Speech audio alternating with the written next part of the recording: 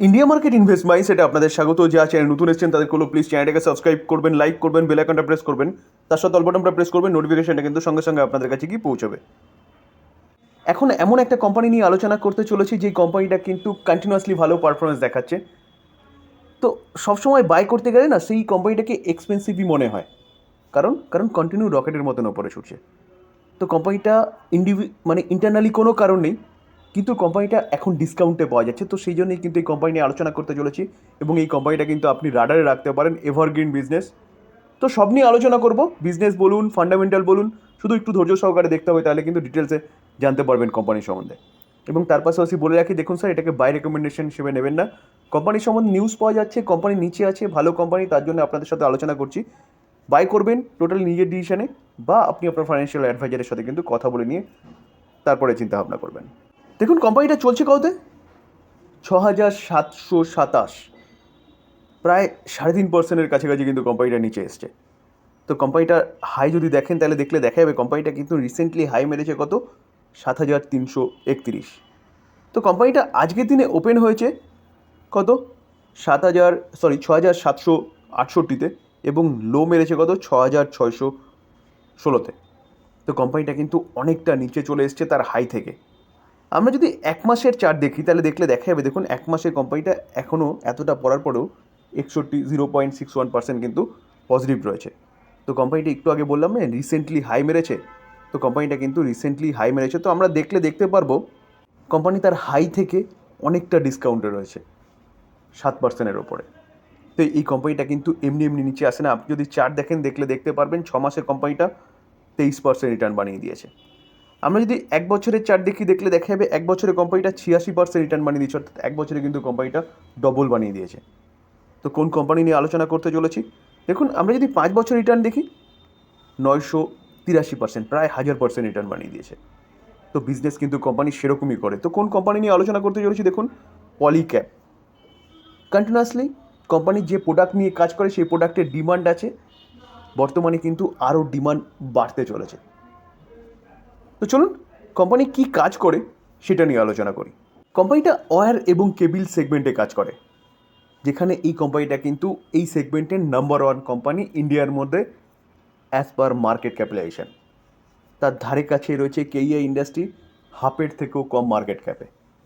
তো leading company wire এবং cable সেগমেন্টে, যেখানে এই যে ওয়্যার এবং কেবিল সেগমেন্টের ডিমান্ড কিন্তু কন্টিনিউয়াসলি বাড়ছে। কোথা থেকে ডিমান্ড আসছে রিনিউয়েবল সেক্টর থেকে, আসছে ইলেকট্রিক ভেহিকলস থেকে। কারণ ইলেকট্রিক ভেহিকলসের ওয়্যার এবং কেবিলের দরকার পড়ে, এবং রিনিউয়েবল সেগমেন্টে যেখানে পাওয়ার জেনারেশন হচ্ছে, সেট আপ তৈরি হচ্ছে, সেখানে কিন্তু এই দুটো জিনিসের খুবই প্রয়োজন পড়ে। তো কোম্পানি আগে যা বিজনেস ছিল সেটা তো আছেই, তাহলে বলতে পারেন এখন কিন্তু রিনিউয়েবল সেক্টর এবং ইলেকট্রিক ভেহিকলসের জাস্ট শুরু, এখনও অনেক দূর পর্যন্ত এই ইন্ডাস্ট্রি দুটো এগোবে। তো সেই জায়গায় দাঁড়িয়ে স্যার এই কোম্পানিটা যে বিজনেস করে, বা বলতে পারেন মূল যে প্রোডাক্ট, সেই প্রোডাক্ট কিন্তু ডিমান্ড আরও বাড়তে চলেছে। তো বিজনেস স্বাভাবিকভাবেই বাড়তে চলেছে। তো বিজনেস বাড়লে কিন্তু এই কোম্পানিটা শেয়ারও বাড়বে, আর যার জন্যে কিন্তু শেয়ার এতটা ভালো আফসাইড মুভমেন্ট দেখিয়েছে। তার পাশাপাশি দেখা যাবে কোম্পানিটা কিন্তু এফএমসিজি, যেরকম যেরকম ইলেকট্রিক ফ্যান বলুন, লাইটিং বলুন, সুইচ বলুন, এইসবও কিন্তু প্রোডাক্টগুলো তৈরি করে। সোলার প্রোডাক্ট বলুন, এই প্রোডাক্টগুলো তৈরি করে, অর্থাৎ বলতে পারেন ইলেকট্রনিক গুডসও কিন্তু এই কোম্পানিটা ম্যানুফ্যাকচারিং করে। তো বিজনেস কিন্তু ওয়েল ডাইভার্সিফাইড এবং ফিউচার ওরিয়েন্টেড বলতে পারেন। অ্যাট ফার্স্ট আমি বিজনেস নিয়ে আলোচনা কেন করলাম, কারণ বিজনেসই কিন্তু কনফিডেন্স দেবে আপনাকে এই কোম্পানির শেয়ারটা হোল্ড করে রাখার জন্য। তা আজকে এতটা পড়ার পিছনে কারণ কি, চলুন কারণটা দেখি। কোম্পানির কিন্তু ইন্টারনালি কারণ নয়, মানে কোম্পানির বিজনেস খারাপ হয়ে গেছে, কোনো একটা খারাপ নিউজ পাওয়া যাচ্ছে, সেরকম ব্যাপার নয়। আজকে যদি এই কোম্পানিটা পড়ার পিছনে কারণ দেখি, তাহলে দেখা যাবে একটা ব্লক ডিল হয়েছে। কত, 2.74% স্টেক কিন্তু কী হয়েছে, ব্লক ডিলের মাধ্যমে স্টেক সোল্ড হয়েছে। এই সোল্ডটা কত টাকার অ্যামাউন্ট দেখা যাবে 2716 করোড়ের কিন্তু এই সোল্ড হয়েছে। তো প্রোমোটার এত 1% স্টেক সেল করেছে, এবং 2716 করোড় হচ্ছে তার ভ্যালু। তো এটা কে সেল করেছে, প্রোমোটার সেল করেছে। স্যার ব্লক ডিল হওয়া মানেই কিন্তু এটা মাথায় রাখবেন যে ডিসকাউন্টে করা হয়, তার জন্যই কিন্তু এতটা নিচে এসছে কোম্পানিটা। আপাতত যতটুকু খবর পাওয়া যাচ্ছে সেটা কিন্তু সিএনবিসি টিভি 18-এর রিপোর্টের থেকে পাওয়া যাচ্ছে, অর্থাৎ আজকে ইভিনিংয়ে পুরো ডিটেলসে কিন্তু রিপোর্টটা পাওয়া যাবে। দেখুন, যতদূর যা শোনা যাচ্ছে 40.5 লাখ শেয়ার কিন্তু এই ব্লক ডিলের মাধ্যমে সোল্ড করা হচ্ছে এবং প্রাইস কত রাখা হয়েছে 6,708 রিপোর্টেড সিএনবিসি টিভি 18।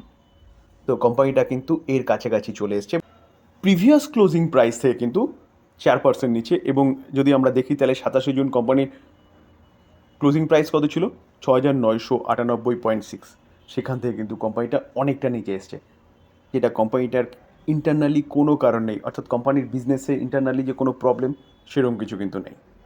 তো ভালো কোম্পানি ডিসকাউন্টে পাওয়া যাচ্ছে, লুফে নেওয়ার মতন কিন্তু সময়। দেখুন, কোম্পানি কিন্তু আস্তে আস্তে আপসাইড মুভমেন্ট দেখানো শুরু করেছে। কারণ স্যার যেটা একটু আগে বললাম যে কোম্পানি কিন্তু এমনি এমনি নিচে আসে না, তো নিচে এসছে মানে কিন্তু সঠিক সময়ে কোম্পানি নিয়ে চিন্তাভাবনা করা। আমরা যদি কোম্পানিটা রিজার্ভ দেখি, দেখুন 3600 2020-তে, সেটা 4500, 5300টা কোথায় এসছে 6400, 7900। রিজার্ভ কিন্তু কন্টিনিউয়াসলি বাড়ছে, কোম্পানি রিজার্ভ বাড়ছে মানে বলতে পারেন কোম্পানি বিজনেস ভালো করছে। আমরা যদি লং টার্ম বোরোয়িং দেখি, কোম্পানির কোনো বোরো নেই। আমরা যদি শর্ট টার্ম বোরোয়িং দেখলে দেখা যাবে কোম্পানিটার কাছে শর্ট টার্ম বোরোয়িং শূন্য, অর্থাৎ শর্ট টার্ম বোরোয়িংও কিন্তু কিচ্ছু নেই। আমরা যদি ক্যাশ অ্যান্ড ক্যাশ ইকুইভ্যালেন্ট দেখি তাহলে দেখা যাবে কোম্পানির কাছে 307.95 করোড় মতন ক্যাশও রয়েছে। তো ব্যালেন্স শিট কিন্তু কোম্পানিটার 5 স্টার ব্যালেন্স শিট, যেখানে কোম্পানির রিজার্ভ কন্টিনিউয়াসলি বাড়ছে, বোরোয়িং বলে কিচ্ছু নেই, ক্যাশও যথেষ্ট পরিমাণে রয়েছে। আমরা যদি কোম্পানির রেভিনিউ দেখি তাহলে 2020-তে 8,900, 2021-এ 8,800, কিছুটা পড়েছিল কারণ কোভিড ছিল সেই সময়। তারপরে দেখুন কোম্পানি 12,100, 14,000, 14,000টা 2024-এ 18,200। তাহলে কোম্পানির বিজনেস কিন্তু কন্টিনিউয়াসলি বাড়ছে, কারণ কোম্পানির রেভিনিউ বাড়ছে। আমরা যদি প্রফিট দেখি তাহলে 20-তে কত ছিল 760, 21-এ রেভিনিউ কমেছিল কিন্তু প্রফিট জাম্প করেছে ইয়ার অন ইয়ার বেসিস 831টা 931, 1271, 1271টা 1769।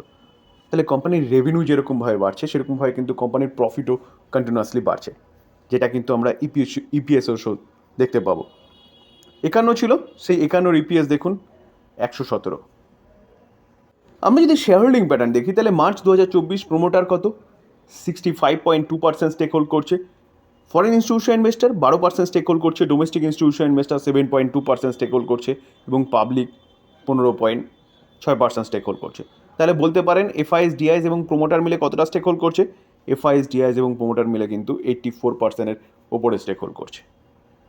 তো স্যার আমরা যদি ইনস্টিটিউশন ইনভেস্টার দেখি তাহলে দেখা যাবে দেখুন মিউচুয়াল ফান্ড 5.5%, 24টা মিউচুয়াল ফান্ড রয়েছে, যেখানে ডিএসপি 1.5%-এর ওপরে, মতিলাল ওসওয়াল 1.20% স্টেক হোল্ড করছে, ফরেন পোর্টফোলিও ইনভেস্টার 11.56, 544টা ফরেন পোর্টফোলিও ইনভেস্টার রয়েছে। তো এতটা ইনস্টিটিউশন ইনভেস্টার কেন রয়েছে স্যার বুঝতে হবে কিন্তু, কারণ কোম্পানির বিজনেস এবং কন্টিনিউয়াসলি ভালো করছে। দেখুন মার্কেট ক্যাপ দেখলে দেখা যাবে 1 লাখের ওপরে হচ্ছে কোম্পানিটার মার্কেট ক্যাপ এবং পি 59.4 রয়েছে, একটু হাই রয়েছে। দেখুন কন্টিনিউয়াসলি কোম্পানি দৌড়চ্ছে, তো হাই তো থাকবে স্বাভাবিক। আমরা যদি রিটার্ন অন ক্যাপিটাল এমপ্লয় দেখলে দেখা যাবে কিন্তু 31.3 রয়েছে, রিটার্ন অন ইকুইটি 23.2 রয়েছে এবং ফেস ভ্যালু কোম্পানির 10 রয়েছে, মানে কিন্তু কোম্পানি স্প্লিট দিতে পারে, কোম্পানি অনেকটা হাই চলছে, তো স্প্লিট দিতে পারে কিন্তু কোম্পানি, এটা মাথায় রাখবেন। যেটা স্যার একটু আগে বলছিলাম যে as per market cap Polycab India হচ্ছে নাম্বার 1 কোম্পানি, যার মার্কেট ক্যাপ কত 1 লাখের ওপরে, এবং কেইআই ইন্ডাস্ট্রি এই কোম্পানিটার মার্কেট ক্যাপ দেখলে দেখা যাবে 40,000 প্রায়। তো অনেকটা কিন্তু সেকেন্ড যে কোম্পানিটা এই ইন্ডাস্ট্রিতে কাজ করে ওয়্যার অ্যান্ড কেবল সেগমেন্টে, অনেকটা কম কিন্তু হচ্ছে মার্কেট ক্যাপ, বলতে পারেন পলিক্যাপের হাফেরও কম। স্যার আমরা যদি সেলস গ্রোথ দেখি 10 বছরে 16%, 5 বছরে 18%, 3 বছরে 27%, কারেন্ট ইয়ারে 28%। কোম্পানির সেলস গ্রোথ কিন্তু কন্টিনিউয়াসলি বাড়ছে, রিসেন্ট 3 বছরে আরও এত কেন বাড়ছে, কারণ রিনিউয়েবল এনার্জি বলুন বা ইলেকট্রিক ভেহিকলস বলুন। প্রফিট যদি দেখি তাহলে 10 বছরে 34%, 5 বছরে 28%, 3 বছরে 25%, কারেন্ট ইয়ারে 41%।